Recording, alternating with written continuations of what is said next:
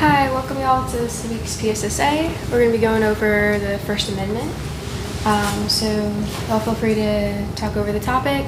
Also in a little bit, Professor Cavalli is going to hand out a sign-up sheet for attendance. Yeah, for those of you who are new here, I think most everybody is a returnee, but for those of you who might be new here, we do this every week. For those of you that are watching online, we do this every week, every Wednesday at noon, and you're welcome to join us right here in the Young Hall lobby. I will be passing around an attendance sheet that will verify your attendance. If you put a faculty name next to it, we will contact that faculty member to verify your attendance. They may or may not do anything with it. I can't guarantee you're going to get any credit for it, but we will verify your attendance, and of course there are these live streams as well.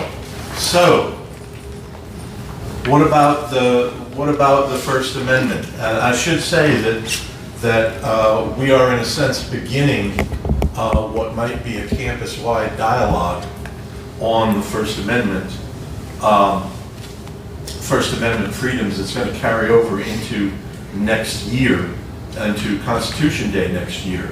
So, what are the issues? What's the First Amendment all about? Should we be worried at all? What's going on? Yeah, go ahead. Congress shall not make no law respecting establishment of religion or prohibit free exercise, therefore, or denying the freedom of speech or the press or right the people peaceful to assembly. And to petition the government. And to petition the government. Those are the 5 freedoms found in the First Amendment. So, why are we doing this? Is this an issue at all? I mean, I don't personally have a problem with First Amendment. Look, Okay. if you want to, here's the thing with me. First Amendment, you can say whatever you want, but there's like limitations around it. There are limitations. Like, for We can talk example, about that. if I'm like in the movie theater and I hear a fire, people going to scream in a panic, going to run out. And I can get in trouble. Or dragging the politician. Or like when Nancy Pelosi, her husband was almost assassinated. That's where free speech should draw the line. Like, you can oppose, but don't use violence, don't incite violence. Right. If any of you have ever taken or intend to take my American government class, you know I talk about, when we talk about civil liberties, you talk about penumbras, which, if you study astronomy, means shadows. A penumbra is a shadow cast by a stellar body, like a moon or a planet. And there is a penumbra for the First Amendment. There's a shadow that's around the First Amendment. And everything that's within that shadow is protected by the First Amendment. And it begins with, what are those first 4 words? Or 5 words? Excuse me. Establishing religion. No. The very first 5 words of the First Amendment. Freedom of speech. No. The first 5 words. The actual first 5 words. Congress shall make no law. That's it. Congress shall make no law. Okay? Sorry to catch you at a bad time there. Congress shall make no law. Anything covered under the penumbra of the First Amendment, Congress shall make no law, which means the federal government can't make any law. And by extension of the 14th Amendment to the Constitution, which brings the states into this, that means the states cannot make any law either. So the question is, what's covered? It's almost like an insurance policy, right? What's covered by the First Amendment and what lies outside the First Amendment? Okay. Anything covered by the First Amendment must be allowed. Now, it's not an either-or situation. Anything covered by the First Amendment must be allowed. Anything not covered by the First Amendment, so dangerous speech like yelling fire in a movie house or threatening an actual threat to someone, dangerous speech, libel, slander, obscenity, those things are not covered by the First Amendment. That doesn't mean they're banned automatically. It simply means Congress can make a law. They don't have to, but they can. And in many instances, we do. We make laws making those things punishable. Okay. And while we all love when things are black and white, easy to distinguish, it is far from that. This is essentially, it's like the shadows you can see on the floor here. The edges are very poorly defined. There's a lot of gray area. And so there are a lot of areas where we're not sure, is it covered, is it not covered? That's why we have court cases, to try and figure it out, and things change. Our values, our beliefs change over time, and those court cases may lead to different conclusions in many instances. So, with all that, what are the issues right now? Where do we stand with the First Amendment? Who's going to lead us off? Tyler, go ahead. Well, I mean, one of the biggest issues with, just unchecked political speech, right, is, especially recently, and, with the help of the internet and algorithms and all that, just false, dangerous misinformation and disinformation. I mean, if you're talking about people that believe in a grand Jewish conspiracy, that they're controlling everything or whatever, that's an incredibly dangerous, it's almost like, you're shouting fire, but it's the Jews that are the fire, and the action that you would take would be violent and retributive, you know what I mean? See, now this is one of those gray areas. Truth, as long as it doesn't fall into one of those excluded categories that I mentioned before, dangerous speech, obscenity, libel, slander, although libel and slander are making false statements about someone, any true speech is generally protected by the First Amendment, but that doesn't mean that false speech cannot be protected also. So we have, for example, an old court case that's been in the news a lot recently, which is New York Times versus Sullivan from 1964, which is a freedom of the press case, where the New York Times in 1964 published a letter by a civil rights group that made false accusations against a legal official, a sheriff, or I forget the name right now, in Alabama during the civil rights movement. And he tried to sue because the information was false.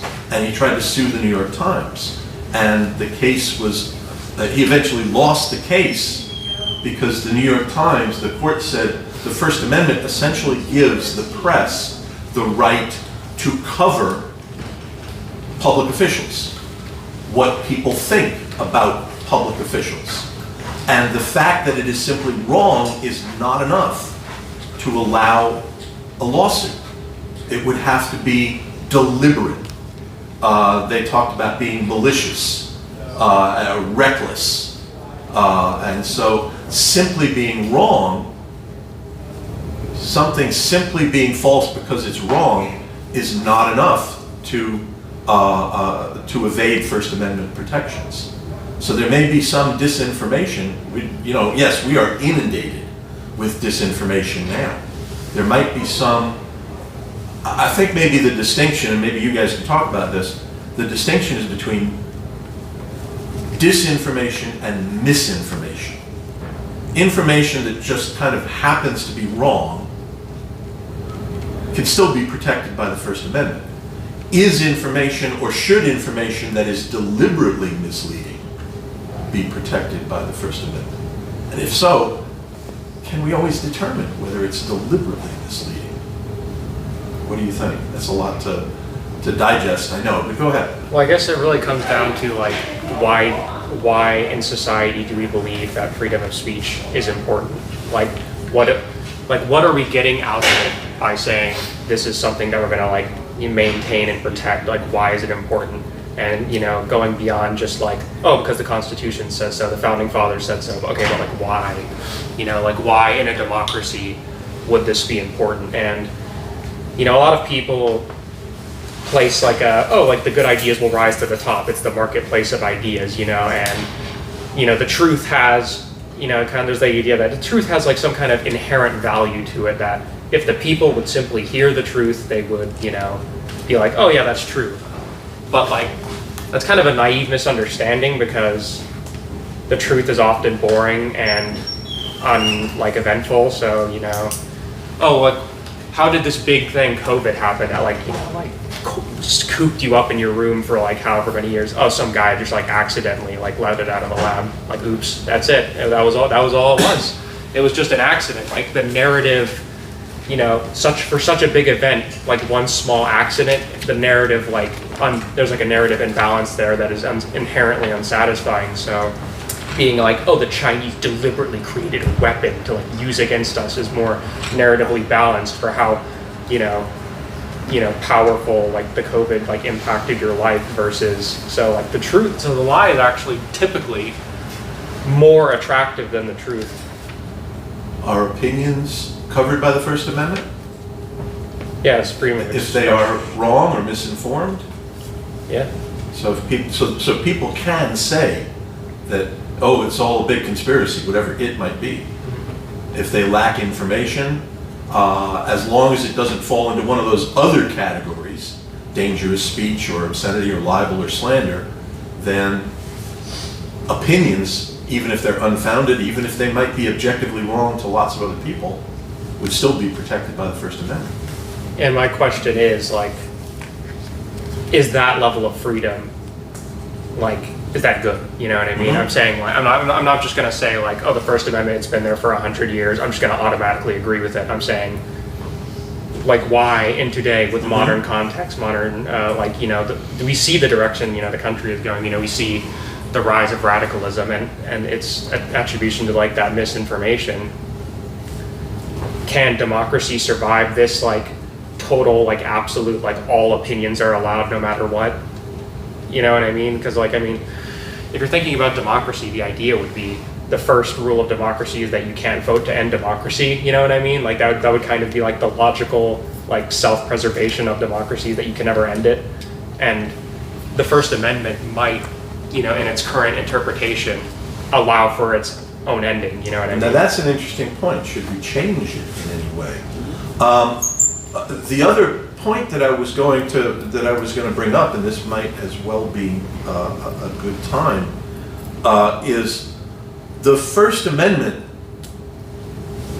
it's only logical that the First Amendment is designed to protect unpopular speech. Popular speech doesn't need protecting. Popular speech is protected by majority rule, essentially. So it's only things that most of us don't like that need protection. And so the First Amendment applies to things where the majority of us would say, that's not right, or I don't want that, or people shouldn't be saying that, or we shouldn't let our children hear that, or this or that. And again, yet that's the speech that we often are least tolerant of. The First Amendment is meant to protect the speech that we are generally least tolerant of. So I was at a faculty, we are looking to hire faculty candidates for some open positions for next year. And we have several prospective candidates. This is on different campuses, UNG campuses. And I was at one on Monday, and he talked about civil liberties and civil rights. And at the end, he had an exercise for the class. They give a talk in front of a class, like a class lecture, so we can judge how they would lead a class. And at the end, he had an exercise for the class telling them to get into various groups. Don't worry, I'm not going to have you guys do that. But he had them get into various groups and talk about there are 27 amendments right now. What would the 28th Amendment be? And so each of these groups got to think about what they would want to do to amend the Constitution. What do you guys think would be not just any amendment, but if we were to change the First Amendment, one, could we reasonably change it? And two, how would you change it? I'll let you go first because you brought that up. How do you think that it should be changed, if at all? It's difficult, and just because it's difficult doesn't mean you shouldn't try and do it Right, first, right? sure. But you would have to find a way to make a balance to where people in positions of power are not allowed to spread undemocratic ideas. You know what I mean? And now, it's like that's obviously like the question, what is undemocratic? You know what I mean? And obviously the people in power are going to be deciding what that, ends up being. And that's why there's a great difficulty to it. But, if you just leave this like massive undemocratic movement unchecked, you have to do something about it. You have to try and create some kind of standard. And, it doesn't, it's really difficult. Let me play devil's advocate just one more time, and then I want to hear from the rest of you about this. What if somebody were to say, democracy has failed us, and it's time that we try something else, and I would like to explore those something else's? Well, that's kind of like what I was getting to with like democracy. Okay. Like democracy must prevent that from happening. You know what I mean? Like you should not have the freedom to choose authoritarianism in a democracy, in my opinion. And so that's kind of why I would believe like there would need to be some. Okay, so it's kind of like you're sort of saying it's kind of like an illogical argument. Yeah, like I'm basically saying like a democracy. People can't vote themselves out of the right to vote in some way. Yeah. Okay. Now, what about the rest of it? What would you do? I was going to say, well, you were talking about democracy kind of should have a job to prevent authoritarianism, totalitarianism ideologies from spreading, and democracy should have a job to kind of prevent that from happening. I do see what you're saying, but I do disagree with that in a sense. Not because I don't think those ideologies they're extremely harmful. They are horrible. There's a lot of ideologies on the left and right that can destroy the very fabric of what this country stands for. But I do believe personally that if a country like the United States starts implementing laws or anything to quell these type of new ideologies from rising up, these people in those groups can easily say, look at the government. They're banning our ideology. They're suppressing us. They're the real authoritarian dictatorship here. We should be the ones in power. It just incentivizes more aggression against the head government, because we can see the same thing that happened in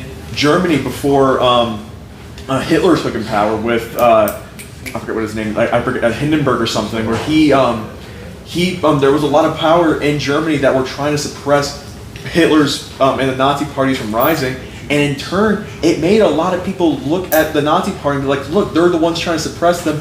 Maybe they're the ones that are right, and this government's kind of suppressing us from doing whatever we want. In a sense, it will kind of destroy it even worse, because it just makes these powers even more powerful. It just incentivizes more people to go out and protest and join these ideological groups. It's a horrible negative feedback loop that can occur in that. Well, the funny thing about that is, when Hitler did actually attempt a violent insurrection with the beer hall putsch, the government actually went easy on him. Yeah, did they only let him like it was not They it was like a year. They basically gave him a hotel stay. They basically sentenced him. The right-wing judges sentenced him to a hotel stay where he wrote Mein Kampf. So which basically the government didn't act. I mean, I would say that the government didn't ban the Nazi Party. You know what I mean? They let it happen, and actually they tried to collaborate with him. They made him chancellor, and then they had the vice chancellor and the president, and they were like, oh look, okay, we've appeased Hitler by giving him the chancellorship, and bringing him into the fold. They didn't really ban and fight him in that way. They were under pressures, obviously, because they were choosing between the communist and the fascist, and Germany at that time was the business interests obviously weren't going to choose the communist. But I think we didn't really see any what I'm trying to talk about stopping that that kind of speech from being allowed. No one went up to Hitler and stopped him from having those rallies, saying everything that he said. being allowed to run for office as a person that had these beliefs and like made these kinds of speeches. And, you know, they let him in the government, you know what I mean? And they let his party become the majority party in the government. And that's what happens. And I mean, now Germany has some kind of reflexive, you know, they've banned some far-right parties before, right? But I mean, they have like a bit too light of a hand, clearly, obviously, because, you know, the AfD is surging. But, you know, I would say that, I mean, Germany's an example of they didn't really have like a strong system to crack down on the Nazis and stop them from coming down. Okay, you had your hand up, then we'll go. So I feel like it's more of a cultural matter. It's a matter of because if we try to grab an approach in which we censor these people, we outline them, we put them in a pedestal, and we make them more available to spread their ideology. We picture ourselves as people trying to, by way of defending democracy, impeding in the democratic process itself. What if instead of taking an approach that reduces the ability of people to express themselves, even if they may be anti-democratic, we take an approach in which we promote democratic values and we make people feel connected to the democratic ideals themselves. Instead of taking a reductionist approach that might embolden anti-democratic alignment, we take a more democratic approach in which we encourage people to take part in the government. Okay, Wanda.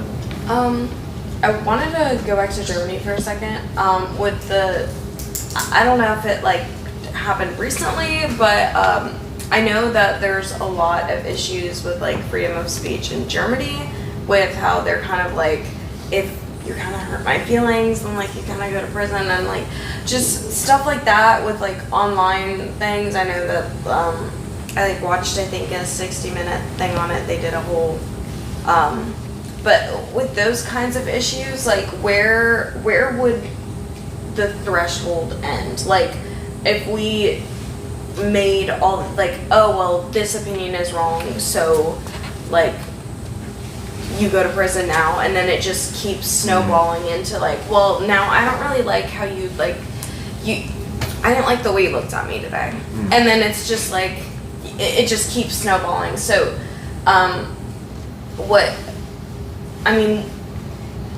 we need to have like some sort of like solid, like you can have opinions, and I feel like if we can't have like certain opinions, or like we don't have like this very solid like idea of what we can like talk about, then I feel like it would kind of just turn into a huge issue like you were talking about before. Yeah, see, that's what I was talking about before, of the shadows. We like to, two things actually, you bring up a good point. Two things. One, we all like to have things clear-cut, black and white. That this is okay and this isn't. And legally they refer to it as a bright line. That there's a clear distinction between what's allowed and what's not allowed. But it's far from that. It's like, again, you look down at the shadows here and the lighting, and you can see there's just a lot of blurry gray, and there are some shadows that are clearly dark, and there are others that are barely different, and it's really hard to tell. The other thing there, though, is that judicial decisions on this are, in a sense, black and white. So we're making black and white decisions on things that clearly are not black and white, and that leaves a lot of us with questions exactly like you. Why are we doing this? Am I doing the right thing? Am I going too far? Am I crossing the line? I'm not really sure. And so I don't think that's anything we're ever going to be able to escape. Anita, you had wanted to speak up, and then we'll go to you first. I definitely agree with you in a lot of ways. If they start like even just expanding what would be considered like harmful speech, what then could be deemed as harmful speech? Because if you look at like some of the protests in the 60s for like civil rights and stuff, they tried to go around it like some of it was harmful and to use that. So what other like situations where like when unions protest, like what would then be considered harmful there? Could it have a lot of backlashes on people just trying to protect themselves and actually have like freedom of speech? Actually, that brings up an interesting point. And there was a Supreme Court case a few years ago, probably a decade or maybe 15 years ago. That's just a few in my lifetime. That had to do with animal cruelty. There were animal rights groups that wanted to make animal cruelty one of those not protected items. Okay? And the Supreme Court ruled against them because they said that those very same groups were using animal cruelty images to make their point against animal cruelty. Now, I'm not a constitutional lawyer. I don't remember all the details of the case. I think I've got the broad picture of it correct. But they actually ruled against expanding, or maybe you could say shrinking that penumbra. They ruled against expanding things that are not covered by the First Amendment. So there are some attempts like that. There are some changes here and there, but it tends to be few and far between. I was going to agree with you guys completely. It just opens the floodgates completely. Because again, like you were saying, at a certain point, what point can you just start banning anything? Like, it just allows the government at a certain point to just say, oh, we're just trying to protect and just trying to keep everyone happy, but they could just keep snipping away at freedom of speech and just eventually could just ban everything that they don't agree with. Exactly like that, how you guys were talking about. And you were also saying something about we should promote democratic ideals instead of suppressing it. And I totally agree with that as well, because instead of just flat out attacking and demonizing these people, again, all it does is show to these people that the government hates them. If anything, we should work harder, and that they just show to these radical groups, they're like, hey, government already hates us. They hate us so much, they're going to want to ban us. We might as well just go full crazy mode now and just do whatever the hell we want now. And it sets a scary precedent, because what will they do if they know the government's fully against them? God only knows what can happen. You can see, you might get something, horrible terrorist attacks that can may potentially happen. I remember seeing videos talking about after the Waco siege, there was a lot of crazy protests that happened after that because people thought the government was going to do it to every major group like that. Or Ruby Ridge, same thing. And again, it's just, there's a certain point where if you start cracking down on it, it's just going to make it even worse. You can't crack down on people's ideologies. It's just going to make it 100 times worse. Well, so a lot of things here is assuming that if the anti-democratic people are allowed to become the majority in government, they themselves won't then, freedom of speech is nice and all right, but if you do allow an anti-democratic institution to bloom up in your country and rise to the ranks and become the elected government, say goodbye to freedom of speech, it's over, you know what I mean? And it's one of those things that you have to take some kind of preventative measure to stop, and I would argue that you're seeing it now personally, Palestinian protesters on campuses are getting zeroed in on and targeted in on, because, I would say mainly it's a ideological attack. But now you raise an issue that I want to pick up on there, the difference between speech and action, okay? How much of a distinction is there with what you're talking about there? Because taking anti-democratic actions is not the same thing as simply saying, well, democracy has failed us and we ought to do something else, and we need to have we need to move from an elected government to a monarchy or authoritarian government or something like that. That's very different from the actions that are, say, authoritarian or anti-democratic in nature. To get to that point, you need to build you need to talk to people and convince them to give you that power and to convince them to give you that trust and create the cult-like following that you would need to, stand above the government. And the thing about the persecution is they already feel persecuted.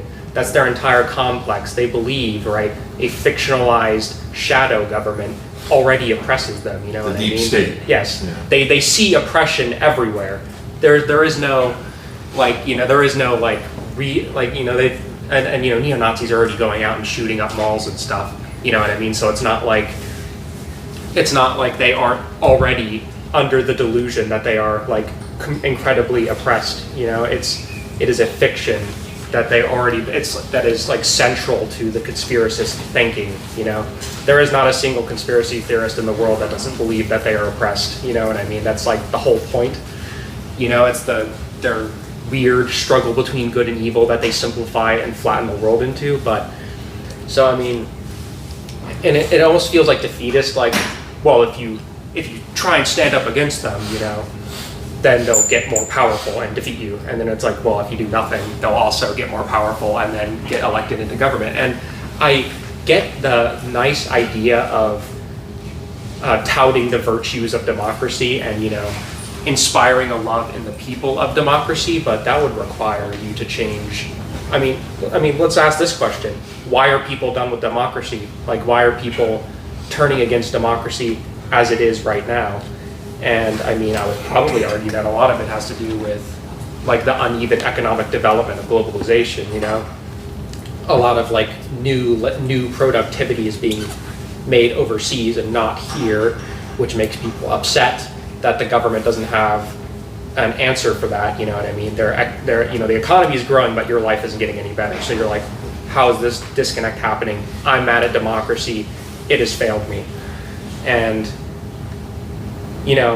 teaching like the virtues of that, like teaching the virtues of democracy when democracy is, in that sense, like objectively failing you. You know what I mean? You're not getting like your pension checks or whatever, and you're like dying in poverty as like an older person.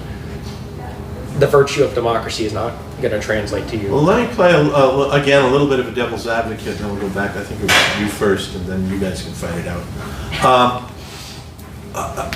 Let me play a little bit of a devil's advocate and bring up another issue or something that might be related to what you're talking about, and that was the flag burning case of 1989, Texas versus Johnson. And again, I'm not the expert, but in that case, the court struck down a Texas law that made desecrating the Texas and U.S. flags a crime, a punishable crime. And one of the justices, now it was a 5-4 decision, so it wasn't unanimous, but one of the justices in the majority said, if you disagree, and what happened was a member of the Communist Party, during the 1984 Republican Convention in Dallas, Georgia, a member of the Communist Party burned an American flag on the steps of the arena where the convention was being held. And he was arrested because of that law. And the court eventually said he's, overturned his conviction, said he's free to go. And one of the justices said the answer to burning the flag is not, if you disagree with someone burning the flag, the answer is not to punish them for burning the flag. The answer is to get a bigger flag and wave it higher. So, how do you square that with the kind of argument that you've been making? If you think you can go to a neo-Nazi and debate them as to why their ideology is wrong, I mean, you're in for a doozy. You know what I mean? Like conspiratorial thinking is anti-empiricist. You know what I mean? It does not care about. But what then facts. if you go to others and convince them that that person is wrong? And let majority rule take its course. Well, you see, if they're frustrated, right? And also, you have to compete with them. And when the economy is bad and anti-institutional sentiment is just natural, it's going to happen. In the economy we have, if there's an economic down slump, people will turn against institutions. That's just going to happen. And you have to go up and be like, oh, well, actually, the system is great. We have a great system right now. It's all working. And they're going to be like, no, I don't like that answer. And it's inherently harder. There's kind of like a difference between, like, how did the fascist beat the communist in the race to like take over Germany? You know what I mean? That's like a good question to ask. And it's because the left is more like academic. You know what I mean? They use like fancy words like dialectic. They have like 50 pages about how much a yard of cloth should cost. You know what I mean? So, and it's like, that's boring. People don't like that, you know what I mean?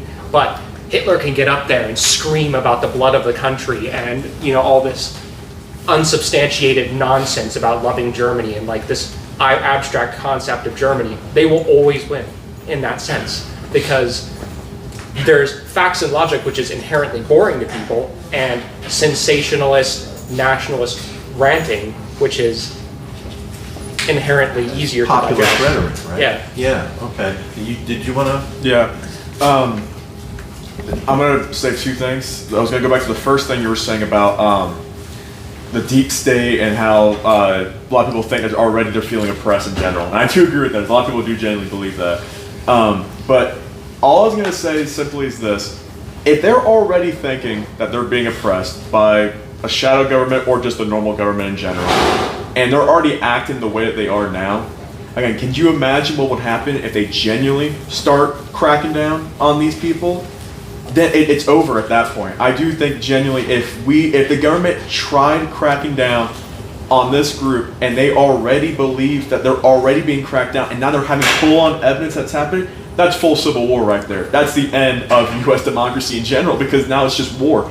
Martial law gets declared, war's breaking out, people are killing each other in the streets because now they're having full evidence like, hey, the government is legitimately oppressing me. It's no longer on some forum on 4chan anymore that they're saying that, oh, some guy in Washington's oppressing me or some lizard creature in a sewer is controlling me now. No, now they genuinely have proof. Hey, they're cracking down on us. We might as well fight back now. And it's just over at that point. And the second thing I was going to say is just about just the general idea of just oppressing and like allowing pretty much just saying that we shouldn't have these type of political ideologies of the far right or the far left.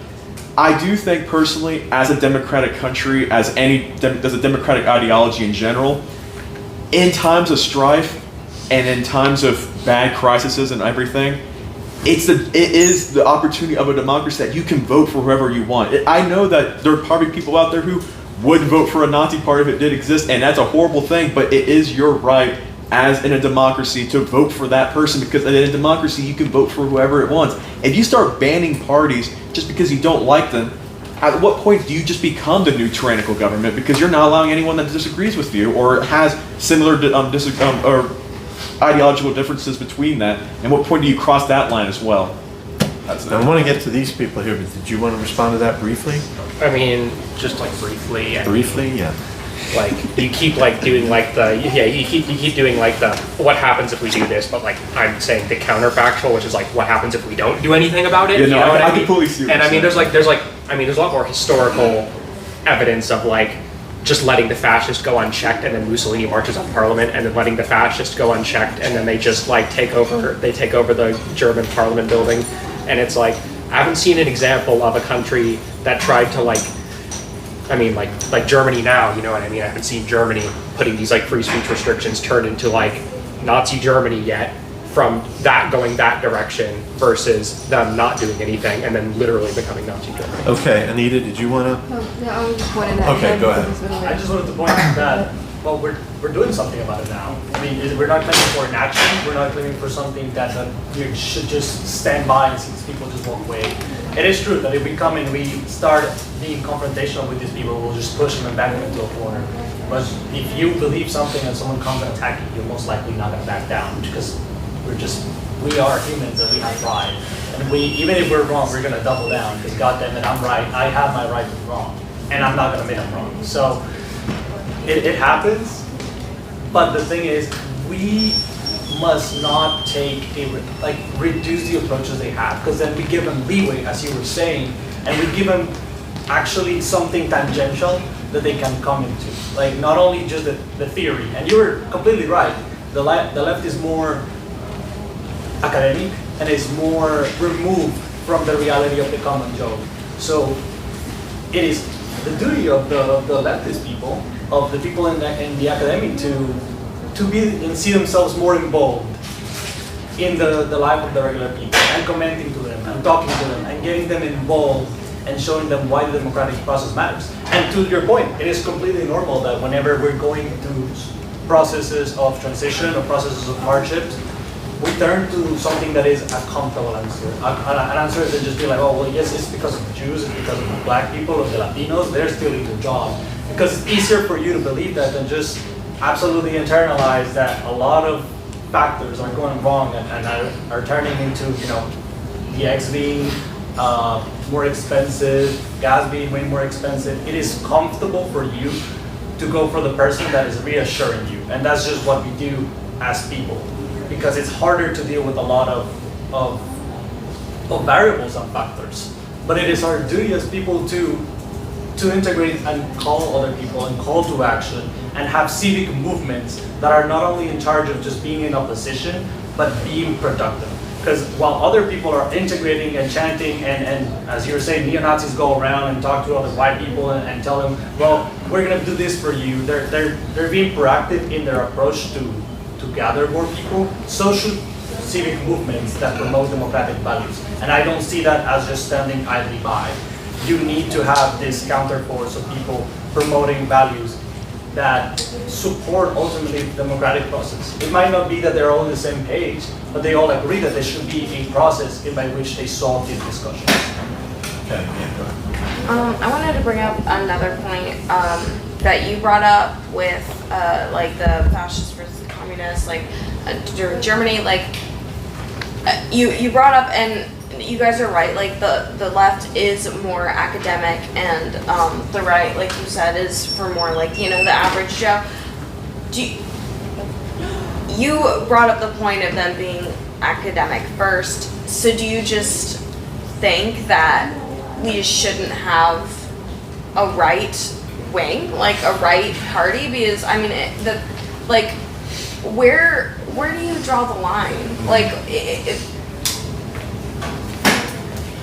Well, I mean, if you were to ask me, like, should I think there should be a fascist party in the United States, I would just say objectively no. I think fascism is like counter to like literally like all values that like you could possibly stand for. Like if you're going to claim to be like a lover of democracy, freedom, and like it's basically the exact opposite of like all of the Enlightenment values that contributed to like what like many people think of like, oh, like the West is great or whatever. It's like basically exactly. I assume that this is one of those gray areas where you can have somebody who is not liberal but not necessarily fascist. Well, yeah, like I don't understand why you went straight to fascist. Like I'm asking. Well, like, that's the one that I'm considering the most dangerous. That's Okay. the one that I'm saying that is rising right now and is the one that is in the greatest danger of doing damage to, you know what I mean? Okay, so you're okay. I feel like maybe there's a misunderstanding going on here where I think like, I don't know, like a conservative who doesn't like abortion is gonna get like arrested and like black bagged or something. I'm talking about people who are like specifically like, fascist and are like, are screaming about how like certain groups of people in our country need to die for our country to live. Like I'm talking about these people specifically, we need to probably crack down on them. I'm not talking about like, I'm a conservative, I think we should put more like religion in like the thing or whatever. And I'm like, okay, yeah, you can do that. You can just. So you mean Charlottesville? Yes. Okay. I'm talking about like we need to make those people. Okay. Actually, this is going back to a different thing. So if you want to continue his thing, is your question correlated to that? So you do that before I bring it back again. Like, oh, okay. I'm so sorry. I don't mean to like argue with you or anything. Like, I don't want it to seem like an argument. I'm just like a little Argue. confused. That's I'm like, what's fun about it. like, what you were kind of talking about kind of sounds like incitement of violence, which is already like not protected. Like, I'm just confused because. Okay, so. So what you're saying is like it's like incitement to violence, right? Like you're saying, I want to kill all Jews or whatever is an incitement to violence. Under our current system, that would be banned, right? So like, why? So you're asking like, what would I extend? Yeah, like where do you draw the line? Well, actually, you can say death to all Jews, and nothing happens to you at all. Actually, you can say that, and also you never have to explicitly say, I think we should kill all of them. You can say. You can blame literally every single problem in society on them. You know what I mean? And then it's like, what are we gonna do about this? And it's like, well, obviously, like violent and violent retribution is like that is like what's gonna happen. You know what I mean? Like there's no like what like anti-Semitic like. So this is Program what has not, like, this resulted is in blood. what you're talking about. I think is what the courts would refer to as a slippery slope. That one thing leads to another. Would you say that? It's not specifically that one thing leads to another. It's that because the slippery slope is like a fallacy where it's like, oh, like if we allow this, and then like Right. another chain of like insane like things that like escalate. It's these people exist presently right now, and their ideology, if they could enact it, would lead to the death of millions. You know what I mean? If they were given the power to do so, if they were ever given that ability to enact their desires and their dreams, they would do this. You know what I mean? Can I just jump in Yeah, a little yeah. bit before? Also, this is a great place to actually have conversations that clash. I just wanted to like, that's just great though, because like being able to come from two differing opinions and be able to talk about it and converse, that's kind of what we want here. So that's great. Okay. All right. When you were talking about throughout history, when there were countries that usually stand by and let things happen, and that usually those groups usually do come up and taking control of the country. You're right, Italy and Germany. There's probably a good handful of other like countries during that time period, like Hungary or Romania, stuff like that. That is true. But there is one country I can think of, just on the top of my head when you guys were talking, about a country that did actively suppress and try to crack down on extremist values, and it ended up in total civil war, and that was Spain in the 1930s. Spain in the 1930s, they were going through horrible economic problems, horrible. The politics was all over the place, and in the 1936 election, a more center-left party did win the election, and a lot of right-wing parties started feeling like, oh my gosh, they're gonna start cracking down. So it was a lot between the communists and I guess it was the fascist Catholics in Spain at the time. I think they were called Phalangists back then. What happened is that the government did start cracking down on both sides, but a lot on the right side. They started arresting leaders. There were assassinations. There were there were protest crackdowns. And then what happened? Francisco Franco in Africa took over a large chunk of the military, flew to Spain.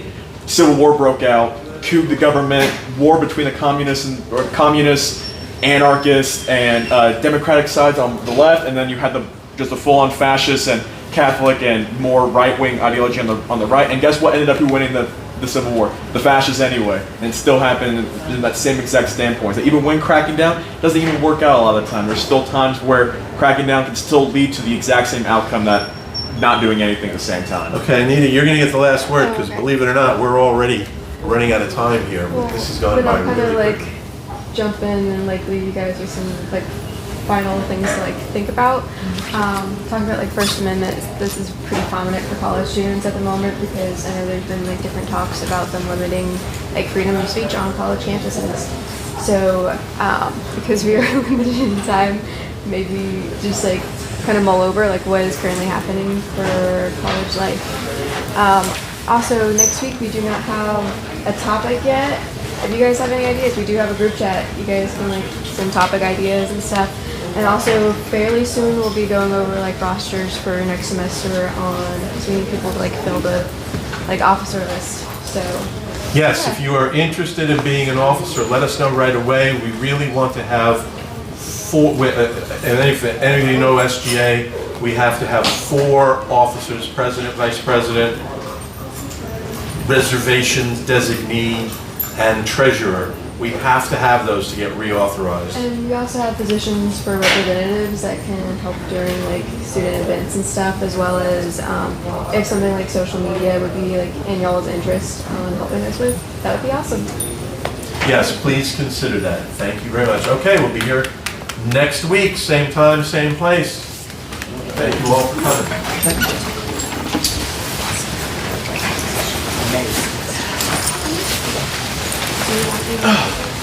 The last